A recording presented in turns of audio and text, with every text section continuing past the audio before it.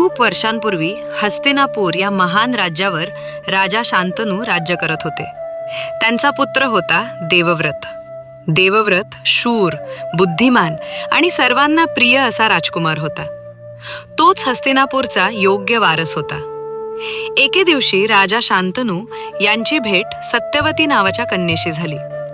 राजा तिच्या प्रेमात पडले आणि विवाहाची इच्छा व्यक्त केली. पण सत्यवतीच्या वडिलांनी एक अट ठेवली. माझ्या मुलाचेच पुत्र हस्तिनापूरचे राजा झाले पाहिजेत.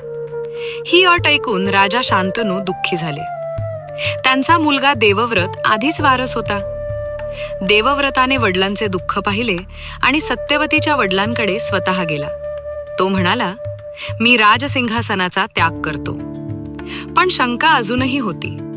तेव्हा देवव्रताने एक भयंकर व्रत घेतले. मी आयुष्यभर विवाह करणार नाही आणि मला कधीही संतान होणार नाही. ही होती भीष्म प्रतिज्ञा. देवतांनी आकाशातून पुष्पवृष्टी केली. तेव्हापासून देवव्रत भीष्म म्हणून ओळखले जाऊ लागले. भीष्म आयुष्यभर हस्तिनापूरचा रक्षक बनून राहिले. राजा न होता पण धर्माचा आधार बनून.